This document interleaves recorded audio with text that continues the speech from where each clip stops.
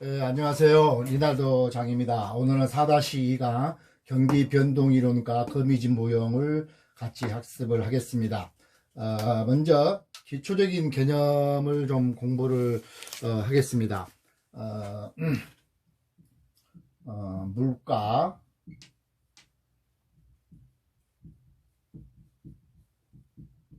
물가 지수, 그다음에 인플레이션 등등 이제 몇 가지 개념을 좀 파악을 하고 공부를 하겠습니다. 여러분, 물가가 뭡니까? 여러분들 가격은 알죠? 가격은 다 알 겁니다.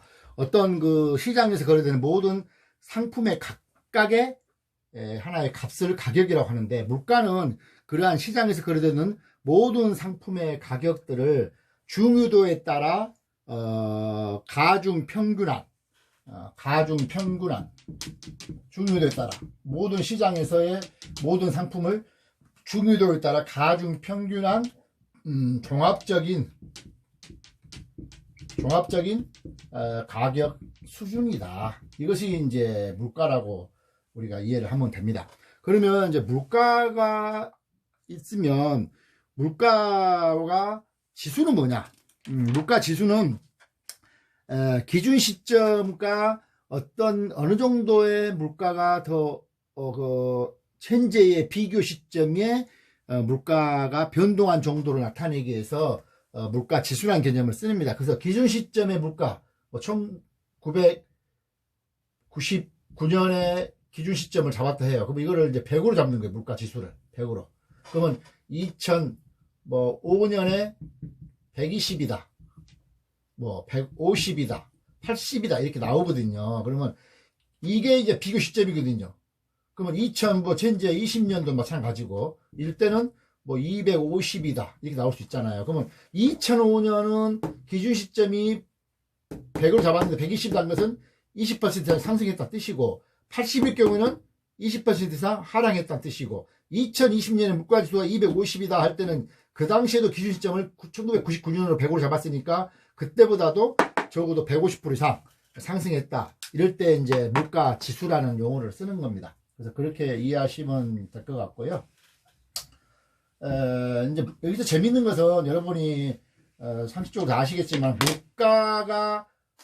물가와 화폐 가치, 그 다음에 물가와 실질소득,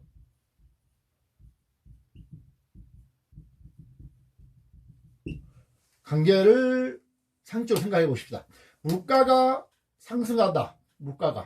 그럴 때 어떻게 했어요? 화폐 가치는 내 화폐 10만원으로 무언가를 살라고 했는데 물가가 올라와 버렸어요. 그럼 화폐의 구매력이 떨어지겠죠. 그래서 화폐 가치는 떨어진다. 고로 둘이는 반비례 관계다.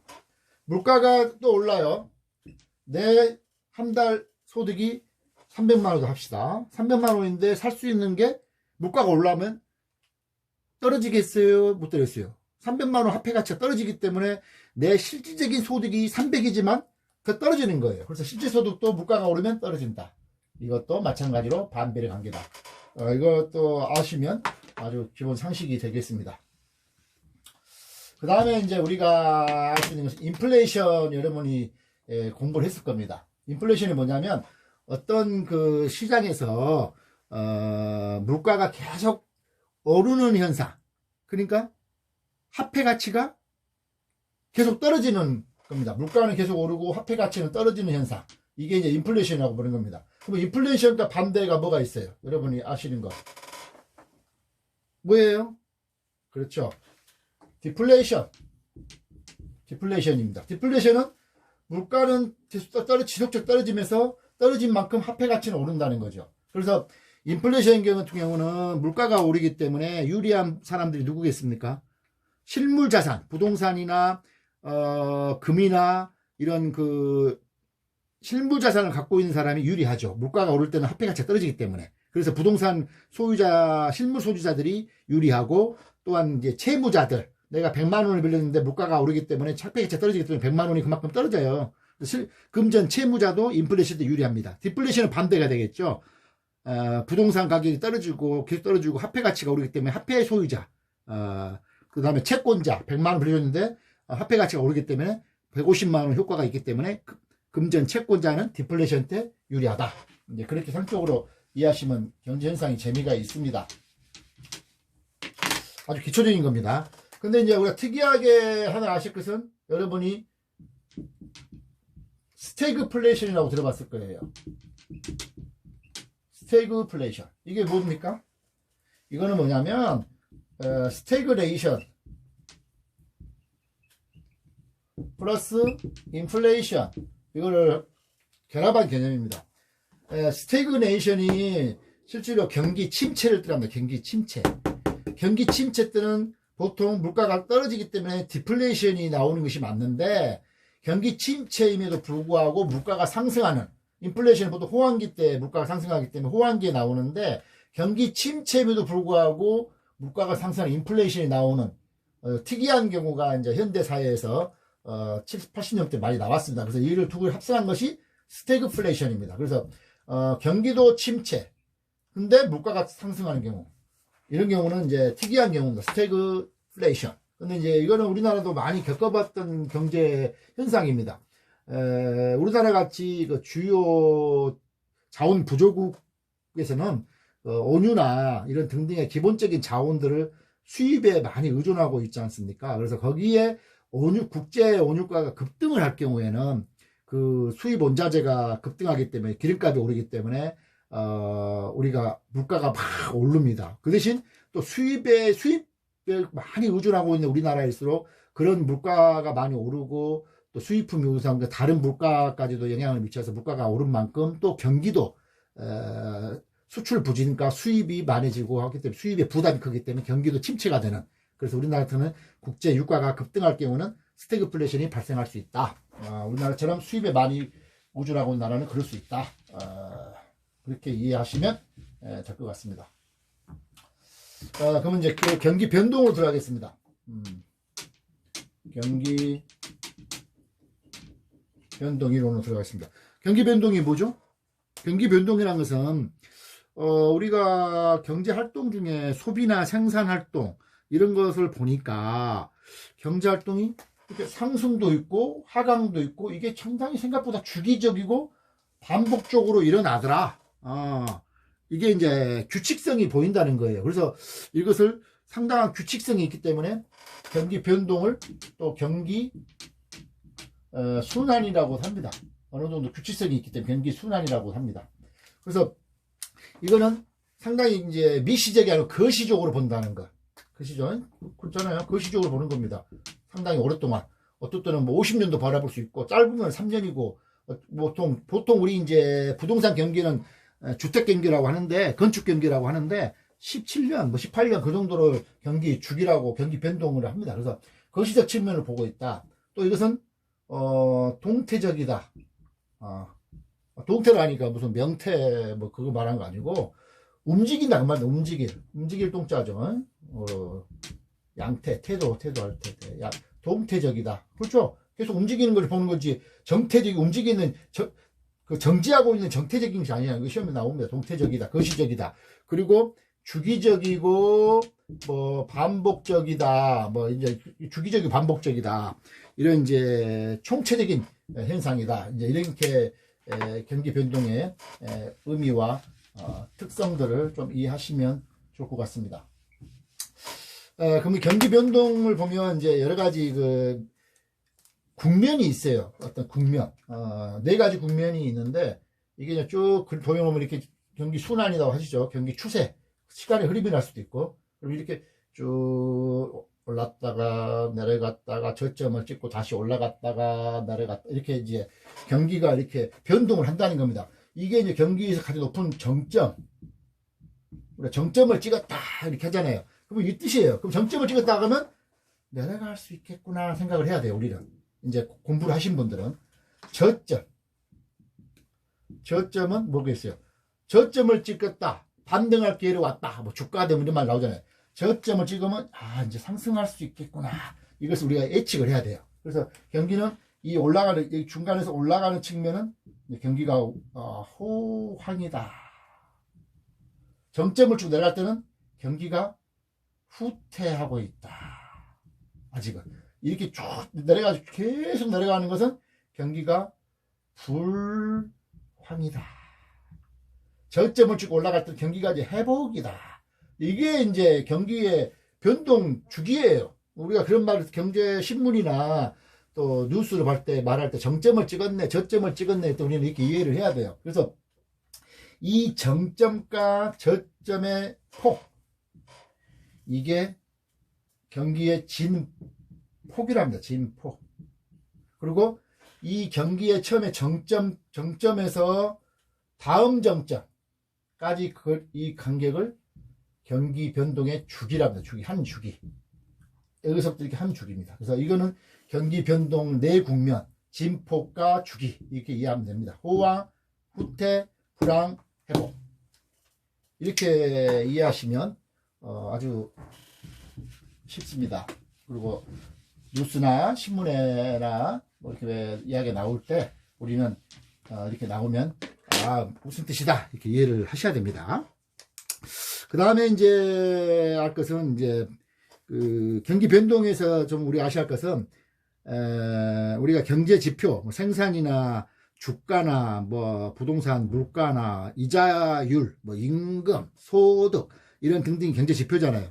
경제 지표는 아까 경기 변동의 내 국면하고 거의 일치하게 갑니다. 그러나 반대로 가는 경우가 있어요. 뭐겠어요? 실업, 재고, 부정적인 것은 반대로 가죠. 호황일 때는 실업이 떨어질 거 아니에요. 재고량도 떨어질 것이고, 그래서 실업과 재고 등은 경기와 반대 방향으로 움직인다. 이건 참고로 아시면 좋을 것 같습니다. 이제 딱 부동산 경기 변동에도 나오기 때문에 미리 말씀드리면 경기 변동의 요인별로 한 4-5가지로 개념이 있어요. 그래서 이제 뭐 예를 들면 뭐 순환, 그 다음에 추세 요인, 뭐 계절적 요인, 그 다음에 뭐 불규칙 요인, 이렇게 순환 요인 이렇게 이제 이렇게 합니다. 순환 요인은 경기가 상승과 하강을 아까 한다 했잖아요. 그에 따라서 변동하는 일반적인 상하의 움직임을 반복하는 변동. 이것을 순환 요인이라고 합니다. 이거는 가장 일반적인, 가장 정상적인 추세 요인은 경제를 장기적으로 봤을 때. 트렌드잖아요, 트렌드. 뭐 50년도 보고 그래요. 쭉 볼 때는 인구가 증가한다든지, 뭐 자본 축적이 되고, 뭐 기술 혁신이 된다든지, 장기적으로 봤을 때 50년까지 바라보고, 20, 30년 바라보고, 그럴 경우에 경기 순환 변동의 요인을 찾을 때는 추세 요인, 트렌드 요인. 계절적 요인은 여러분들이 이제 뭐 대학생들이 학기에 개강이 될 때 1년에 뭐 계절이나 1년마다 어떤 그 정확한 명확한 주기성을 갖고 나타나는 주기적 변동. 그러니까 뭐 우리 같이 이제 봄, 가을에 또 이사도 하잖아요. 우리 어떤 사회적 관습, 관행에 의해서. 그래서 그런 1년 내에 계속적으로 주기적 명확성을 갖고 변동하는 계절 요인을 탄다. 그래서 계절적 요인을 합니다.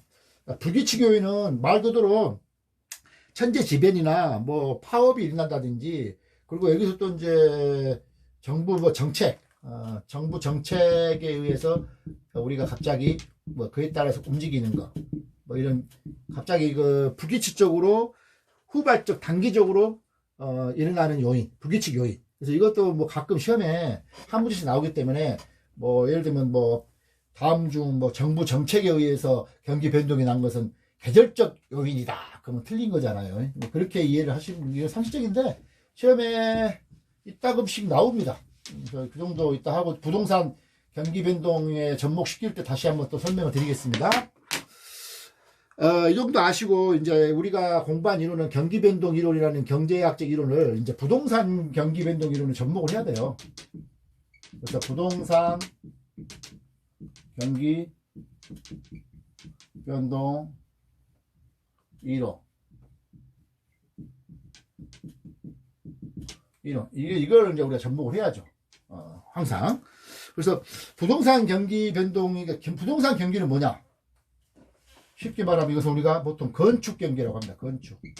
일명 건축 경기로 이제 부동산 경기 변동이나 건축 경기 변동을 부동산 경기라고 합니다. 건축 경기를. 그럼 건축 경기를 이걸 보면 이제 쉽게 말하면 우리는 주거용 부동산 경기를 보통 건축 경기라고 합니다. 이것을 할 때는 이제 협의입니다. 협의. 작은 의미로 협의로 할 때는 주거용을 건축 경기라고 하고, 이 주거용 건축 경기를 부동산 경기라고 하는 거예요. 보통 우리가 보통 쓸 때는. 그러나 이제 광이 좀 크게 말할 때는 이 주거용 플러스 공업용, 상업용 부동산까지 플러스 할 때는 이제 광의적인 건축 경기를 말할 때는 공업 상업용 경기까지 포함했을 때 건축 경기라고 합니다. 여기다가 또 플러스 토지 경기를 포함할 때는 최광의 의미로 부동산 경기라고 씁니다. 건축 경기를. 참고로 이걸 시험 이해하십시오. 시험에 나오지는 않습니다만은, 그래서 부동산 요인도 아까 말한 것처럼 추세, 순환, 계절적, 불규칙적 요인이 다 나타나는 겁니다. 그래서 부동산 경기에도 이제 우리 건축 경기도 단기도 있고 장기도 있어요. 장기. 그다음에 장기. 단기를 보통 우리가 이제 부동산에서는 약 한 3년을 단기라고 하고, 장기는 보통 우리가 이제 장기 순환을 한 15에서 20년, 22년, 17, 8년 이렇게 보고입니다. 장기는. 그래서 이렇게 부동산 건축 경기도 장단기로 구분할 수 있다. 이렇게 이해를 좀 해주시면 좋을 것 같습니다. 그럼 이제 여기서 우리가 이제 부동산 경기 변동의 특성을 좀 이해를 하고, 이 특성이 시험에 나오고 여러분들이 좀 암기를 좀 해야 됩니다. 이걸 암기보다도 항상 이 부동산 경제 같은 경우는 상식을 항상 동원을 하시면 편합니다. 그래서 부동산 경기는 일반 경기보다 변동 주기가 더 길다. 아까 변동 주기 있다 그랬잖아요. 정점이 정점까지. 그래서 부동산 경기 변동 주기는 아까 단기, 중기 떠나서 일반적으로 할 때 부동산 경기는 17, 8년으로 봅니다. 17, 8년으로. 일반 경기는 보통 10년 이내. 그래서 이게 더 크다. 이렇게 이해하시고. 그 다음에 부동산은 한번 꺼지면 엄청 꺼지기 때문에 저점이 깊고 정점이 높다. 그래서 진폭이 크다. 다른 경기보다도. 그렇게 아셔야 되고. 그 다음에 부동산 경기는 다른 일반 경기보다도 불규칙적이고 좀 부정확하다. 상당히 부동산은 투기 요인, 심리적 요인, 그 다음에 여러 가지 공급의 생산의 어떤 그런 장기성, 그런 것 때문에 여러 가지 이유 때문에 불규칙적이고 부정하고 비반복적일 수도 있고 그렇습니다. 상당히 좀 요동합니다. 요동. 그리고 타성 기간이 좀 길다. 타성 기간이 길다. 이 타성 기간이 이제 좀 이해하기가 어려울 수 있는데 한자로는 이렇게 쓸 거예요. 타성 기간. 쉽게 말하면 타성이라는 것은 일반 경기 변동, 상승이 일반 경기가 확 좋아졌어요. 근데 부동산 경기는 빨리 따라오지를 못해요.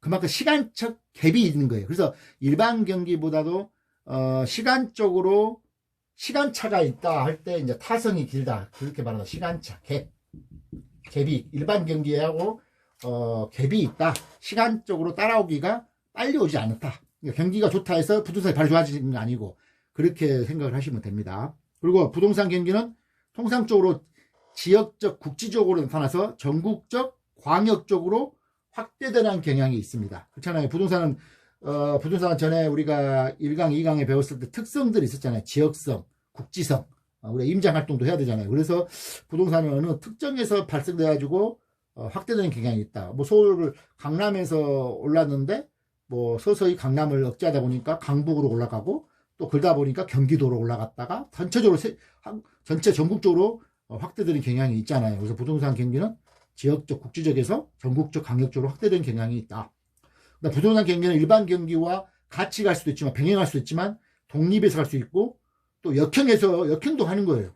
선행할 수도 있고. 그래서 부동산 경기는 일반 경기와 병행, 역행, 동행, 다 할 수 있는 겁니다. 그래서 주식시장 같은 경우는 이제 보통 우리가 볼 때, 이제 이거 100% 맞는 건 아니지만 일반론적으로 주식시장, 지금 현재 우리나라 주식의 투자에 강풍이 일어났는데, 주식시장의 건전한 투자, 장기적, 우량주, 또한 기업 분석에 의한 투자는 상당히 합리적이고 고무적이고 매우 중요하다고 봅니다만은, 무작정 그런 지식 없이 주식을 투자하는 것은 상당히 위험합니다. 그거는 도박입니다. 도박. 어느 누구도 모릅니다. 그래서 본인의 어떤 그 기업의 분석을 통해서 투자하는 것은 상당히 자본주의사에서 고무한 일이지만, 그런 거 없이 무작정 따라서 하다가는 상당히 도박에 빠져들고 있다고도 볼 수 있는 것이 주식의 투자입니다. 그래서 주식시장은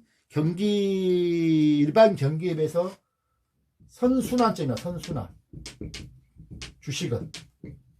주식시장은 일반 경기보다 먼저 앞서가서 순환하기 때문에 주식시장이 좋아지면 다른 경기도 좋아질 수 있는 가능성이 좀 있다 할 수는 있습니다만은, 이건 뭐 정확하지는 않습니다. 그리고 이제 부동산은 뭐예요? 후순환이에요, 후순환.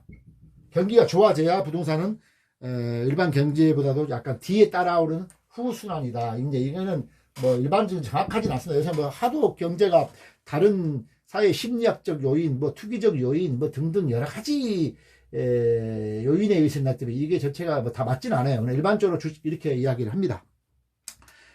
그리고 부동산 경기에도 이제 쪼개보면 아까 말했던 주거용이 있고 상업용, 공업용이 있잖아요. 근데 상업용, 공업용은 일반 경기와 조금 같이 맞물려 가요. 그렇잖아요. 우리가 경기가 안 좋으면 벌써 상가나 이런 거에 대해서 벌써 먼저 빨리 따라가서 떨어지고 투자를 안 하는데, 주거용은 일반 경기와 역행할 수도 있습니다. 왜냐하면 필수제잖아요. 우리가 살아야 되기 때문에. 그만큼 탄력성이 작잖아요, 주거용은. 그래서 주거용은 일반 부동산 건축 경기는 일반 경기와 서로 역순환일 수도 있다. 이거는 역순환일 수도 있다, 주거용은. 이것도 가끔 뭐 특성에 나올 수는 있어요. 좀 이렇게 약간 이해를 하시면 됩니다. 그러니까 다 이건 정확하게 100% 맞는 말은 아닙니다. 수학과 과학이 아닙니다. 참고로 이해하시면 됩니다. 그리고 부동산 경기는 비교적 경기 회복이 느리고 경기 후퇴는 빠르게 진행된다 합니다. 그거 참고하셔야 합니다. 그래서 우리가 부동산 경기가 2008년에 금융위기로 해가지고 그 이후로 쭉 회복이 어려웠어요. 제가 알기로는 한 7, 8년, 8, 9년 갔습니다. 2008년 이후로. 그래서 서서히 2016년, 7년부터 조금씩 일어나겠다가 18년부터 이제 또 뜨기 시작했잖아요. 지금까지. 지금은 또 어느 정도 정점을 찍었다 할 수도 있어요. 그래서 부동산 경기는 회복이 느리고 후퇴는 빠르게 진행되는 속성이 있다. 한번 떨어지면 상당히 떨어질 수 있다. 이걸 유념을 좀 하셔야 됩니다. 그다음 부동산에 이제 그 측정의 지표가 있어요. 부동산 경기 측정. 부동산 경기의 측정 지표. 한 뭐 여러 가지가 있어요. 크게 많은 것 중에 가장 중요한 것이 세 가지입니다. 거래량, 그다음에 공급량이나 주택의 이렇게 건축량이라고 봐야 되겠죠. 이것은 건축량. 그리고 세 번째는 부동산 쉽게 말하면 가격 변동. 부동산 가격이 어떻게 됐냐. 가격 변동. 이 세 가지를 이제 우리가 보통 볼 수 있고요. 거래량은 이제 주택의 거래량을 보는데, 이제 이거는 이제 하나의 수요 측면이기도 했죠. 수요 측면이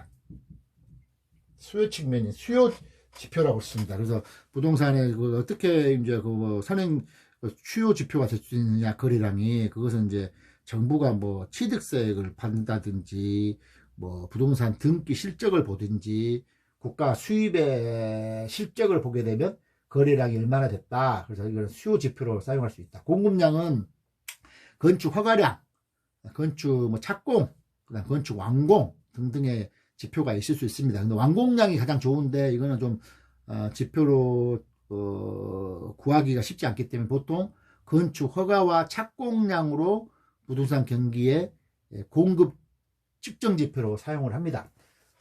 이제 부동산 가격 변동이 있는데, 가격 변동도 하나의 부동산 건축 경기의 측정 지표로 사용할 수 있는데, 부동산 가격은 여러분들이 아다시피 호황일 때 올라가고 불황일 때 내려가는 것이 일반적인 현상이지만, 또 반대로 그거하고 관계없이 부동산 가격이 올라가는 경향이 좀 있습니다.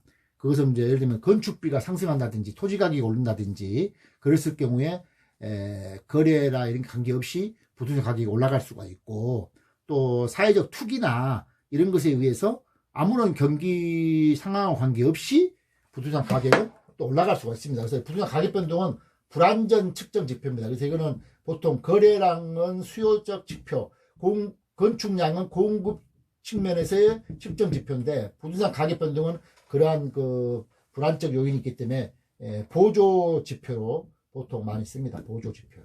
그래서 이 세 가지가 사용할 수 있고, 그 외에 부동산 지표로는 이제 우리가 뭐 미분양이 얼마나 많냐, 그 다음에 공실 공가가 얼마나 됐냐, 임대료 수준이 어떻게 됐냐, 뭐 주택 금융 대출 상품이 어떻게 상황이 어떻게 되냐, 이런 등등의 여러 가지가 있습니다. 그래서 이 두 가지가 중심 지표가 측정 지표가 되는 거고, 부동산 가격 변동 상황은 아까 말한 불안정성 때문에 보조 지표가 되는 거고, 나머지 지표도 종합적으로 봐야 된다. 결론은 여러 가지 지표를 종합적으로 봐야 된다. 종합적으로 봐야 된다. 이것을 여러분들한테 강조를 드리고 싶습니다. 그래서 부동산 아까 그 국면 중에 우리가 이제 아까 호황이 있었고, 그러니까 호황이라는 것은 이제 뭐 상승 시장을 말하는 거, 상향 시장이 쉽게 말하면 부동산은 보십시오. 이렇게 있잖아요. 아까 일반 경기 변동이 인해서 이게 이제 호황이나 조황. 이거는 쉽게 말하면 상승. 이거는 후퇴. 불황. 이거 불황이죠. 불황이고. 그러면 이거는 이제 불황일 때는 지금 그 하향이잖아요. 이거는 하향이라고 볼 수 있어요. 하향. 이거는 회복. 이렇게 이제 측면이 있는데, 이 네 가지 측면이 있는데, 부동산 경기 변동에 플러스 부동산은 뭐가 하나 더 있다? 안전시장. 안정시장이라고 하나 더 있습니다. 이거는 다음에 설명을 할게요. 부동산은 그래서 호황인 상승 측면과 후퇴, 불황 측면인 하향, 회복, 플러스 안전, 5대 국면이 있다. 이렇게 이해를 하시면 될 것 같습니다.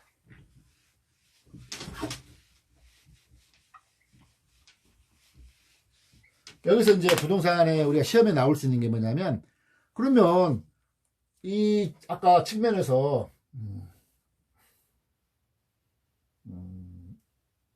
이렇게 되어 있는데, 이 특성을 이제 우리가 좀 알아야 됩니다. 뭐 상향일 때는 어떤 특성이 있고, 하향일 때는 어떤 특성이 있고, 후퇴 때는 어떻고. 그러니까 이게 이제 상향이에요. 상향. 이거는 후퇴. 이거는 하향. 이거는 회복. 이렇게 이제 보통 말합니다. 상향. 호황이고, 불황은 하향. 후퇴. 이렇게 말하는데, 여기에서 여러분들이 이제 시험에 나올 수 있는 것은 부동산 경기 변동 중에 후퇴일 경우에 특성을 말한 것 중 틀린 것은 뭐 이렇게 나올 수도 있고, 각각의 설명을 다 해주면서 틀린 것이나 맞은 것을 고르라, 이렇게 시험이 나옵니다. 그래서 우리가 어느 정도는 이해를 하면 됩니다. 근데 어떻게 이제 중점을 두면, 내가 경험상 공부할 때 보면 두 개 다른 거 다 기본적으로 이해하고, 어떤 것만 여러분들이 이해하시면 되냐면 두 가지 과거 뭐 이렇게 사례 가격을 어떻게 보는 건지, 그 다음에 매수자 매도자 중심인지, 이게 이제 가장 틀리게 써가지고 답을 내봅니다. 그래서 우리 한번 보십시다. 먼저 이제 책대로 한다면 회복시장부터 설명을 할게요. 해볼게. 회복시장이 어디겠어요? 이거죠. 이거 올라가는 거. 경기가 올라가는 거예요. 이럴 때는 경기가 회복이 되려면 금리가 낮아진다. 맞잖아요. 서서히 이제 부동산 거래도 활기가 떠요. 그래서 부동산 투자나 부동산 투기가 이제 일어나는 시점이 되는 거예요. 그래서 이제 과거 사례 가격이 뭐냐면 이 회복 시장에서는 과거 사례 가격이 어떻게 됐어요? 이거 과거라고 했어, 과거가. 이 과거 매매 가격이 이제 앞으로 부동산 매매 가격의 기준 가격이 되거나 하한선이 되는 거죠. 올라가니까 이게 하한선이 돼야지 상한선이 되면 안 되잖아요. 갈수록 가격은 올라갈 거니까. 그래서 이제 이럴 때 과거 사례 가격은 회복 시장에서는 기준이 되거나 기준 이상의 하한선이 된다. 이것이 답이 되고, 매수자, 매도자 중심 중에 어떤 사람이 중심이 되겠냐. 회복이 되니까 내가 경기가 살아나는데 내 집을 팔고 싶어요, 안 팔고 싶어요? 더 비싼 가격으로 팔고 싶어 하기 때문에 안 팔려고 할 거 아니에요. 매수자는 경기 회복이 된다 하더라. 그래서 집을 더 막 살려고 할 것이고 이제 올라갈 걸로 예상이 되니까. 그래서 매도자가 이제 물건을 안 팔려고 하고 거래를 매수인은 빨리 앞당겨서 하려고 하고. 그래서 매도자가 이제 중요한 사람이 되는 거예요. 내가 이제 실제 갑질을 할 수 있는 거예요. 이제 얼마 오를 거니까 잘 안 팔려고 하니까 매도자가 이제 더 중요한 사람이 되는 거예요. 이렇게 이해하시면 됩니다. 모든 게. 그래서 회복시장에는 그렇게 이해하면 되고, 그 다음에 보면 이제 그 다음에 회복한 다음에 이제 그 다음에 상향이 오죠. 상향 이거잖아요. 상향. 호황입니다. 호황도 마찬가지 지속됨에 따라 경기 상승 국면이 지속되니까 부동산 가격은 계속 상승하고 이것도 거래도 활발하고, 단지 이제 올라다 보면 언젠가 정점을 찍으면 후퇴 국면으로 갈 수도 있다는 가능성을 내포하고 있어요. 맞는 말이잖아요. 그리고 과거의 부동산 가격 이것도 마찬가지로 얘가 이제 과거예요. 근데 현재가 이제 막 미래로 올라가요. 이 과거의 부동산 가격이 뭐가 되겠어요? 이것도 상한선이 돼야 되겠어요? 당연히 하한선이에요. 이건 막 계속 상승하니까. 아까 회복기에는 회복할 때는 상승이 이렇게 막 지속적으로 된지는 아직 안 되기 때문에 기준 플러스 하한선이 되겠지만 여기는 이제 기준도 안 되고 무조건 하한선이 되는 거예요. 계속 올라가니까. 그래서 과거 사례 가격은 하한선이 된다. 이게 맞는 말입니다. 그리고 이것도 경기 회복 상황 똑같이 매도자가 중심이 되는 거예요. 매도자가 더 상당히 갑질을 할 수 있는 거예요. 더 안 팔려고 하는 거예요. 그러니까 매수자들이 끙끙거리면서 매도자한테 막 매매를 하치하고 이렇게 조를 수 있는, 그래서 매도자 중심이 된다. 이렇게 이해합니다. 그런 것만 이해하면 이 문제 나와도 어떤 문제도 해결할 수 있어요. 후퇴시장은 어떻게 되죠? 후퇴시장은 전반적으로 부동산이 침체하기 시작하는 거예요. 그래서 금리도 높아지고, 공실도 많아지고, 과거 사례 가격이 어떻게 되죠? 과거 떨어지잖아요. 과거 사례 가격이 기준 내지 상한선이 되는 거예요. 이제 떨어지고 있다. 그러면 내가 이제 더 싸게 살려고 하고, 매도자는 이제 떨어지니까 더 팔려고 하고, 매수자는 이제 안 살려고 하는 거예요. 그래서 이때는 매수자가 중심이 되는 거예요. 후퇴는. 하향은 지속적으로 하향이 되니까 이제는 건축 허가 신청 건수도 상당히 저하되고 공가율, 공실률도 많아지고 완전 불황의 늪에 빠진 거예요.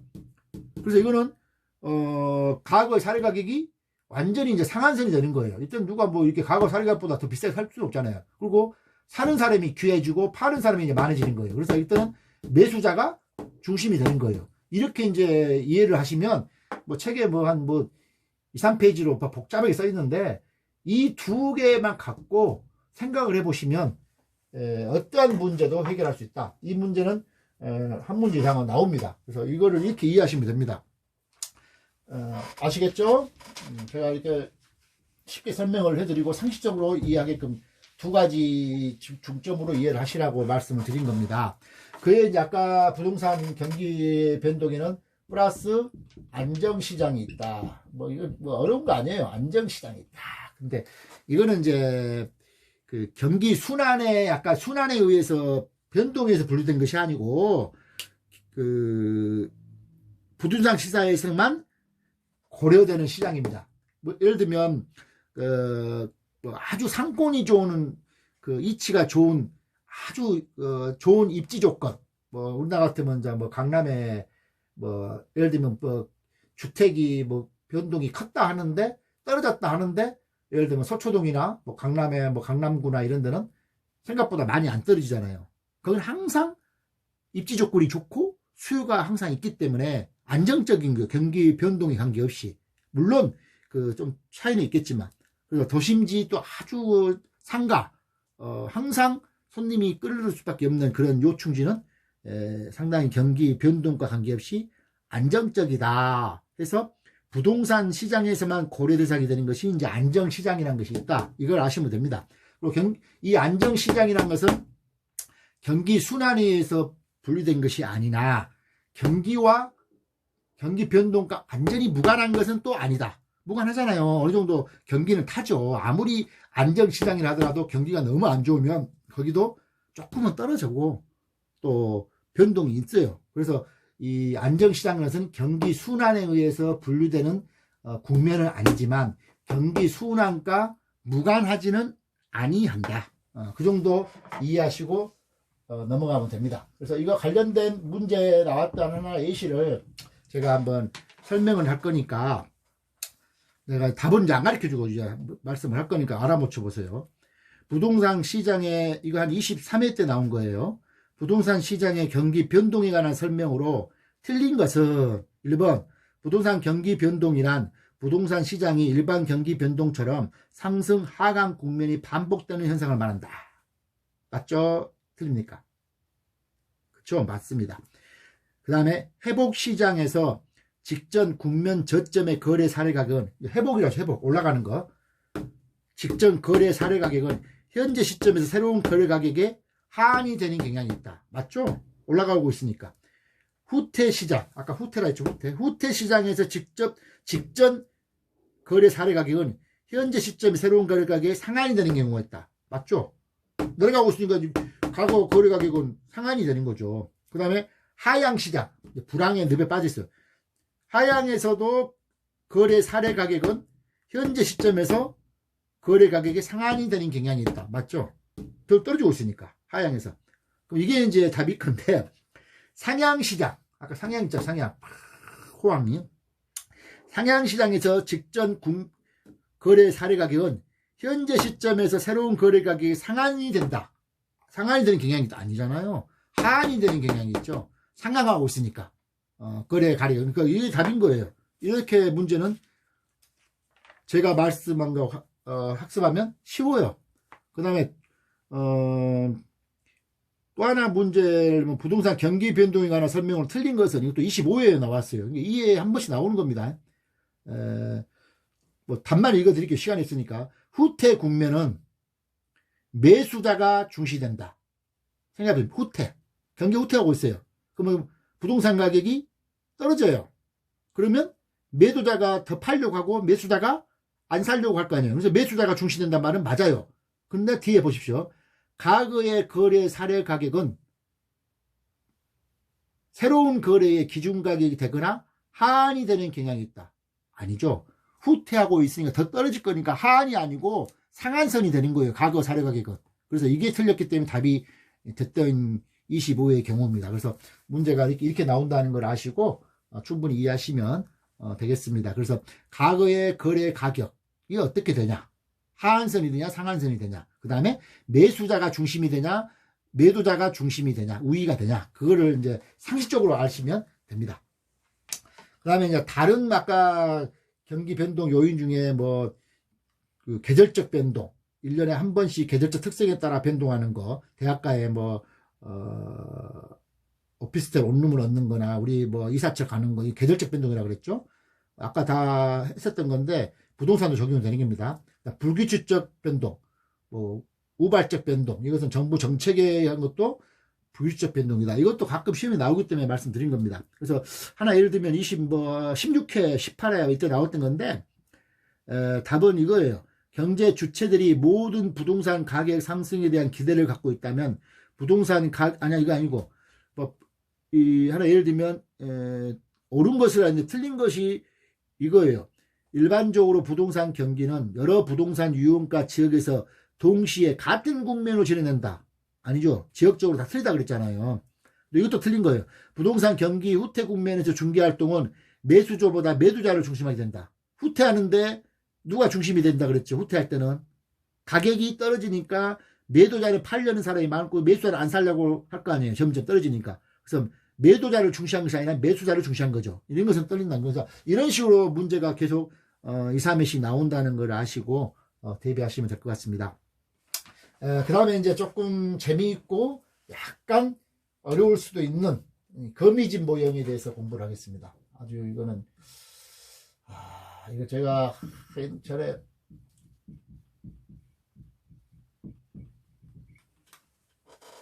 혹시 신용시 1차 공부를 할 때 경제 언론을 공부할 때 공부하면서 참 재밌어 했던 모형 중에 하나고 재밌었습니다. 이 거미집 모형이라는 게 뭐냐면 경제학에서는 이제 우리가 그 보통 이 폐쇄 경제에서 농업이나 축산업을 설명할 때 그런 가격 변동과 균형량을 결정할 때 설명했던 이론으로 이게 발전됐습니다. 이렇게 말하면 수요는 즉각적으로 반응하는데 가격의 변동에 의해서 공급은 즉각적으로 반응하지 않은 시차가 있다. 그래서 이 가격이 이게 변동을 해요.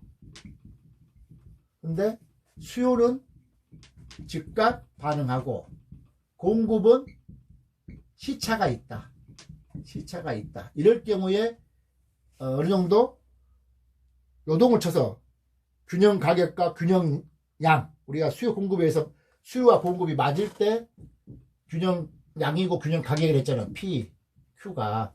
그래서 그런 게 시차를 두고 공급이 시차가 있기 때문에 이게 이제 균형 양과 균형 가격으로 가는 모양이 거미집처럼 이런 차이가 있기 때문에 거미처럼 이렇게 모양이다. 그래서 거미집 모형이라는 것이 발전된 겁니다. 그래서 실제적으로는 경제학에서는 폐쇄 경제에 농업이나 축산물이 이제 공급이 좀 시간이 걸리잖아요. 생산량이. 그래서 그런 것을 이론을 했는데, 경제학적으로 보면, 경제사적으로 보면, 1934년에 이제 미국의 그 경영학자인 나온 타이프에 의해서 정형화된 이론입니다. 이것을 에치켈이라는 사람이 이제 부동산, 특히 공업용, 상업용의 부동산의 이 가격 변동 이론을 도입을 하면서 이 거미집 모형이 부동산 경기 변동 모형으로 성립이 됐습니다. 그래서 에치켈에 의해서 주로 공업용, 상업용에 맞습니다. 그래서 이 이론을 한번 학습을 좀 같이 하겠습니다.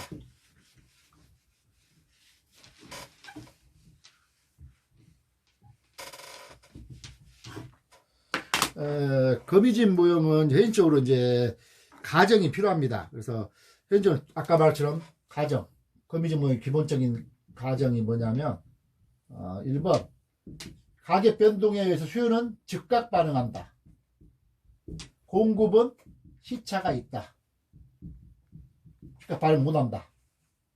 그 다음에 2번 공급자는 그 전에 전기의 시장에서 생산된 가격을 기준으로 해서 금기의 생산량을 결정하고 금기에 생산된 수량은 모든 금기에 다 판매된다. 공급은 T-1기 전기 시장 가격으로 공급을 한다. 그리고 다 판매가 된다. 이 전제 가정을 다 외울 필요는 없어요. 시험에 나올 때 이런 전제를 깔아주고 여러분들한테 문제를 내니까 그런 전제를 하고 있다 정도만 이해하시고 넘어가시면 됩니다. 외우지 마세요. 이해만 하시면 됩니다. 그래서 수요는 현재 가격에 의해서 결정하고 미래의 수요 결정은 미래 가격에 결정을 합니다. 즉각 반응하니까. 공급 결정은 어떻게 하겠어요?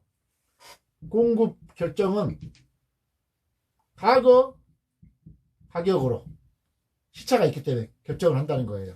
그래서 시차가 존재한다. 그래서 결론은 가정은 수요는 즉각 반응하고 공급은 시차가 있다. 공급은 과거 가격으로 결정을 한다. 이게 이제 가정입니다. 가정. 그런 전제하에서 부동산 경기 변동 이론을 해보니까 그게 거미집 모형처럼 이 균형 가격과 균형 양의 그렇게 모형이 이루어지고 있더라. 그래서 거미집 모형이라고 하는 겁니다. 경제학에서. 어려운 것이 아니에요. 이거는 이제 쉽게 말하면 이거예요. 우리가 이제 수요 함수, 수요 곡선 다 배웠기 때문에 항상 우리가 경제학도로서도 이론을 정립해야 됩니다. 그럼 수요가 뭐예요? 디맨드 어느 타임.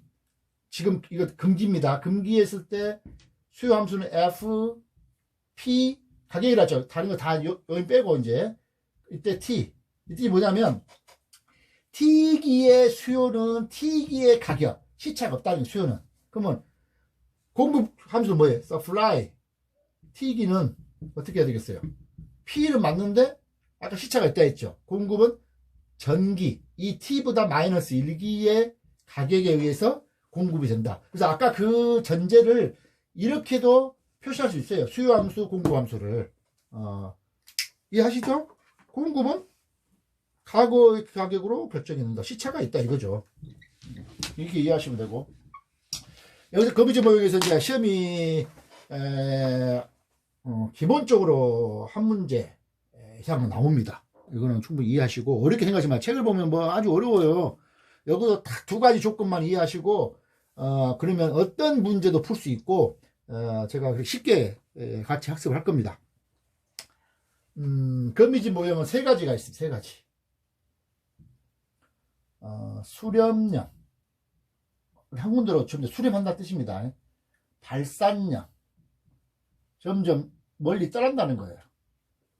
그 다음에 순환령이 있어요. 순환이라 그럴까, 순환. 계속 한군대로 도는 거예요, 돌아. 똑같은, 그래서 이 수렴, 발산, 순환령이 있는데, 시험이 이제 뭐 이럴 경우는 수렴령이 되냐, 발산령이 되냐, 순환령이 되냐. 지금 뭐 어려울 거예요. 공부 안 하신 분은. 그러나 딱 저하고 학습한 다음에는 굉장히 쉽고 무슨 말인지 이해가 됩니다. 보면 이제 세 가지 모형을 봅시다. 우리가 이제 수요 공급 곡선 다 알죠? 제로, 제로, 제로. 여기는 P, 프라이스 가격이 다 있죠? 퀀터티, Q, 양. 이 규정량이 그 수량이 되겠죠? 이렇게 이제 됐어요. 그렇죠? 그러면 수요는 우하향이라 그랬죠?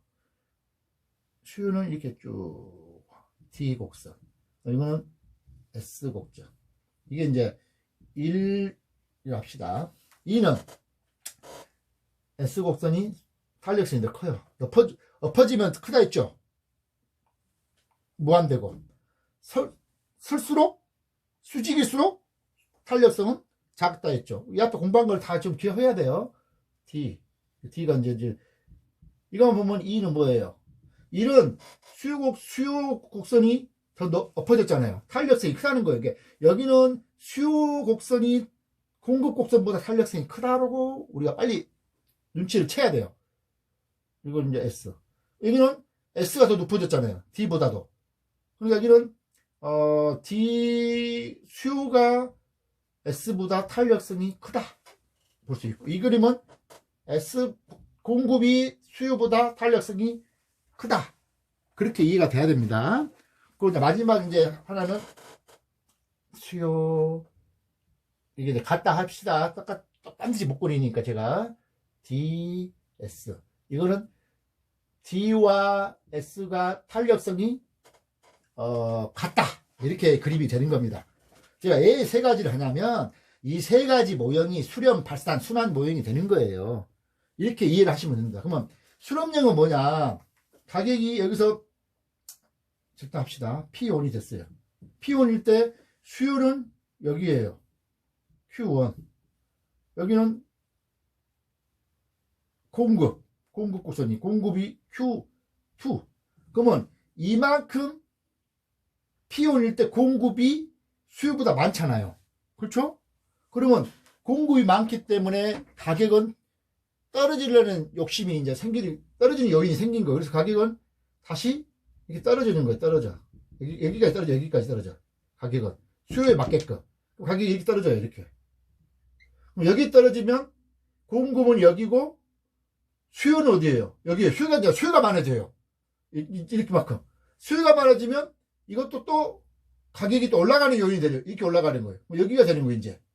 여기가 올라가면 이 공급보다 공급이 이렇게 돼 있고 수요가 돼 있기 때문에 이런 식으로 준했다가 이렇게 했다가 끝내 이렇게 수렴을 한다는 겁니다. 수렴. 그래서 얘가 가운데로 수렴한다. 그러니까 수요 곡선의 탄력성이 더 크면 균형 가격은 이렇게 됐다가 계속 이 요인에 의해서 움직여서 이런 모양으로 균형이 이루어진다 이겁니다. 그래서 이거는 점점 안으로 들어가는 수렴형이 되는 거고, 이 발산형은 뭐냐면 여기다 가격을 해볼게요. 또 공급이 더 많죠. 이만큼. 그래서 가격이 떨어져. 이렇게 쭉 떨어져. 이거 아까 더 떨어지는 거예요. 이제 수요 탄력성이 없기 때문에 별로 수요가 변동이 별로 안 되기 때문에 뚝 떨어져. 여기까지 떨어져요. 그럼 이만큼 이제 완전하게 수요가 공급보다 엄청 많아져요. 그러면 또 가격은 여기서 또 올라가는 거예요. 이제 가격은 또 올라가고 여기로 올라가는 거예요. 올라가면 이거 한참 올라가면 이게 공급하고 수요가 만나는 거 이렇게 되는데 그림이 좀 적습니다. 이렇게 올라갑니다. 그래서 또 올라가면 여기에 수요가 이제 공급이 이렇게 있다 하죠. 여기에 올라가요. 그럼 또 이만큼 또 공급이 많고 가격이 뚝 떨어지는데 이 수요하고 만날 때가 이제 하나 없어요. 이렇게 떨어져요. 이렇게 가승장 점점 이 균형점이 수렴하지를 못하고 계속 이제 멀어지는 거예요. 이렇게 뭐. 이것은 뭐냐면 아까 이거는 이런 식으로 수렴했지만 이거는 이렇게 해서 점점 확대되는 거 확대. 발산하는 거예요. 이렇게. 그러니까 공급보다 공급 곡선 탄력성이 더 클 거면은 가격 변동에 의해서 균형점은 수렴하지 못하고 계속 발산, 확대된다는 것입니다. 그런 의미고, 이 순환 모형 뭐냐면 수요와 공급 곡선이 탄력성이 같아요. 그러면 이만큼 가격이 정해졌다 하죠. 그러면 이게 공급이 이만큼 많잖아요. 그러면 떨어져. 여기서는 어떻게 돼요? 수요가 이만큼 많아지잖아요. 올라가. 근데 여기 또 많아져. 여기는 같으니까 계속 여기를 순환하는 거예요. 순환. 이쪽으로 가지 못하고 계속 이렇게 이만큼 하면 공급이 많으니까 이만큼 공급이 많으니까 가격이 어떻게 되겠어요? 떨어져. 여기 오는데 수요가 이만큼 더 많아요. 그러니까 가격이 또 올라가. 그런데 계속 이제 같은 이 서클을 계속 도는 거예요. 수렴하지도 못하고 발산하지도 못하고 이때는 같을 때는 순환한다. 이렇게 이제 이해를 하시면 됩니다. 그러니까 제가 이제 화면이 좁아서 그러는데 그림을 정확히 여러분들이 그 연습장에다 그려보면 이렇게 쭉쭉쭉쭉 그러면 이게 발산이 되는 거예요. 발산. 이거는 쭉쭉쭉 수렴이 되고 이거는 계속 돌게 되고 순환형이고, 이것을 여러분들이 이제 연습을 해봐야 돼요. 그러면 이제 여기까지 이해했죠. 여기서부터 여러분들이 이제 이해를 했으면 시험 문제에 대비를 해야 됩니다. 특성을 알아야 돼요. 이제 두 가지입니다. 수렴형이 되냐, 발산형이 되냐, 거미지 모형 중에 순환형이 되냐, 여러분 힌트를 얻었죠? 무엇에 결정되겠습니까? 한 가지지만 두 가지로 표현할 수 있어요. 첫 번째, 탄력성 크기. 이거 뭐다? 수요가 공급보다 크다. 이거는 수렴형이 된다. 그렇죠? 반대일 경우는 아까 공급이 엎어져 있어요. 탄력성 커요. 발산. 이거는 이제 뭐 사정없이 뻗어 올라가는 겁니다. 시차가 있기 때문에 그렇습니다. 공급이 그만큼 탄력성이 크면서. 또 하나는 D와 S의 탄력성이 같다 할 때는 순환. 계속 한 서클만 도는 거예요. 똑같이 이렇게 이해하시면 됩니다. 그래서 이것을 수요 탄력성이 크면 수렴형이 되고, 공급 탄력성이 크면 발산형이 되고, 같으면 순환형이다. 이것만 외우시면 됩니다. 근데 이거를 자칫 오해 혼동할 수가 있는 게 뭐냐면 탄력성 크기와 곡선의 기울기는 반대입니다. 여기서 또 조금 이해를 못하실 분이 분명히 계세요. 무슨 뜻이냐면 이것까지 이해를 해야 완벽하게 이 문제를 풀어볼 수가 있어요. 제로 퀀터티 프라이스. 아까 수요가 더 크다 하죠. 수요 탄력성이 엎어져야 되죠. D. 공급 탄력성은 좀 수직에 가까워야 되죠. 그러면 수요가 크니까 수렴형이 됩니다. 이 상태인데 분명히 수요 탄력성이 크다 그랬어요. 근데 시험 문제 어떻게 나오냐? 수요 곡선 기울기가 더 작다. 이렇게 나올 수가 있어요. 공급 곡선 기울기가 크다. 반대예요. 탄력성 크기하고는. 이 기울기는 우리가 그때 우리 어릴 때 초등학교 때 배웠잖아요.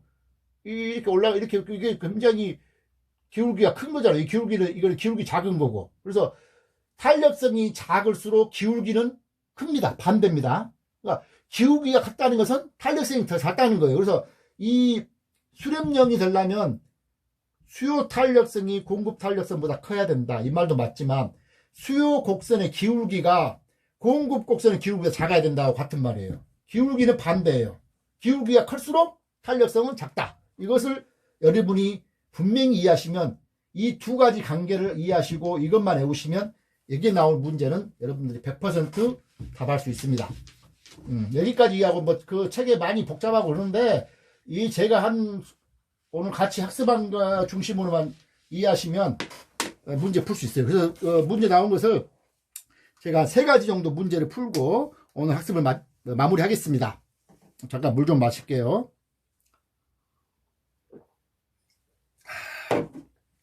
21회에 나왔던 건데 한번 보세요.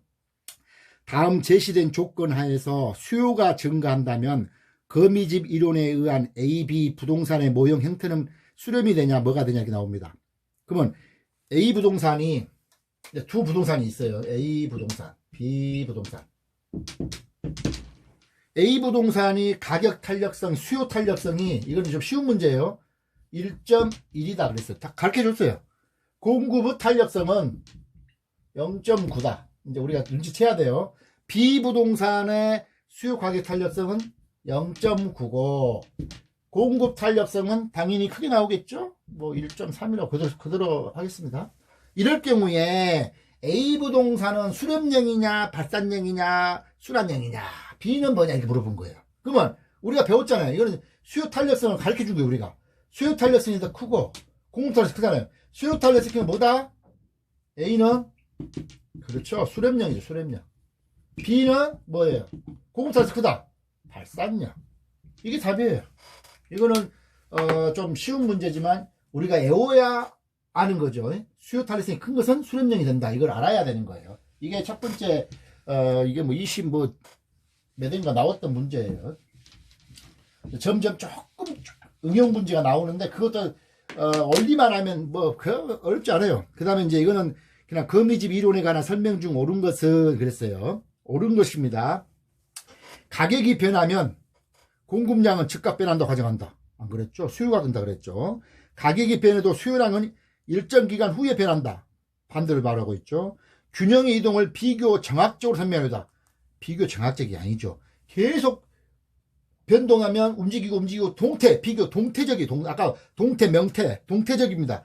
하나 뭐 이런 것들 다 동태적이다 해야지 비교 정학적이다, 움직임이 없다. 그건 틀린 말입니다.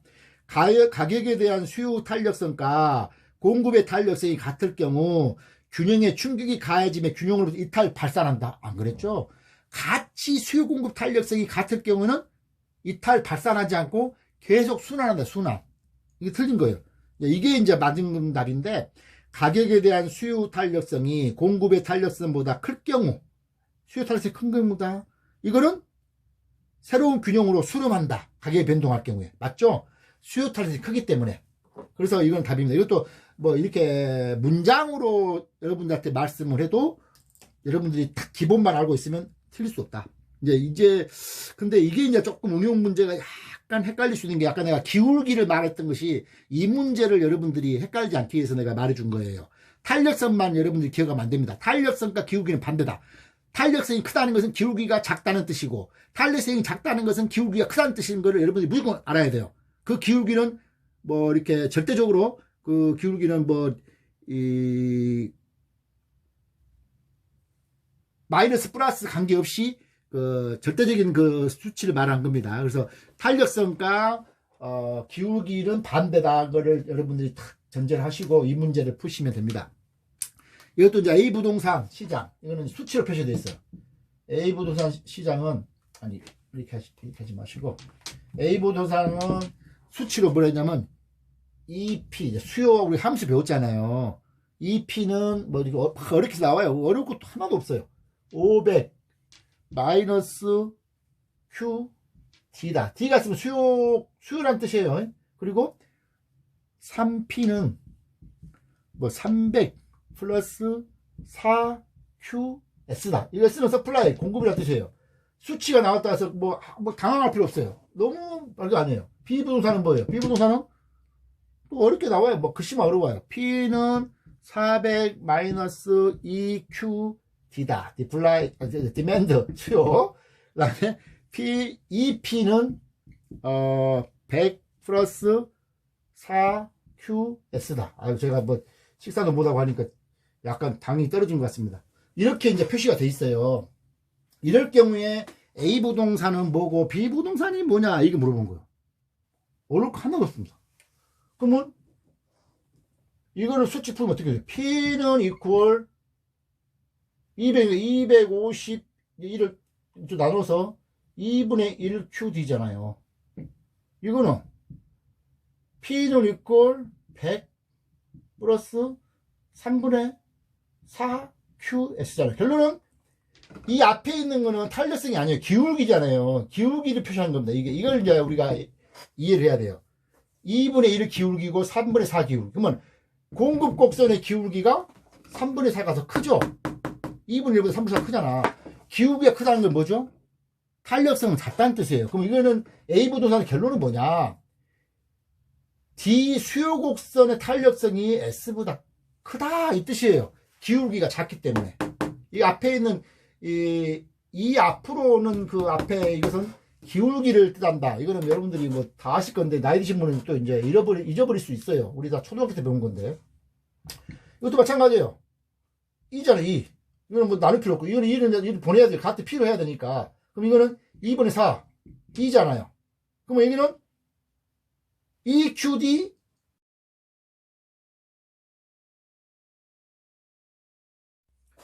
화면이 잘려서 다시 연속적으로 하겠습니다. B부동산은 P도 같이 하려면 P는 뭐 50 플러스 2분의 4가 되잖아요. QS. 그래서 여기 2분의 4는 EQS로 볼 수 있는 거기 때문에 여기 이 기울기와 여기 기울기는 같다는 겁니다. 공급과 수요의 기울기가 같기 때문에 탄력성이 어떻다? 같다. 탄력성이 같으면 어떻다? 순환형이다. 아까 A 부동산은 분명히 D 수요 곡선이 탄력성이 크다 그랬잖아요. 그래서 이거는 수렴형이다. 답은 A 부동산은 수렴형이고 B 부동산은 기울기 같고 탄력성이 같기 때문에 순환형이다. 이게 답입니다. 그래서 이거는 이제 항상 기억할 것은 세 가지 거미지 모형이 있다. 순환형, 발산형, 그 다음에 수렴형. 근데 수렴형은 D가 탄력성이 크다. 탄력성이 크다는 것은 기울기가 작은 거다. 그렇게 이해하시면 되고, 순환형은 탄력성이 같은, 기울기도 같을 때는 순환형이 되다. 이 B부동처럼. 그렇게 이해를 하시면 수치가 나오든 문장이 나오든 뭐 탄력성으로 나오든 기울기로 나오든 여러분들이 어느 것도 다 대체할 수가 있습니다.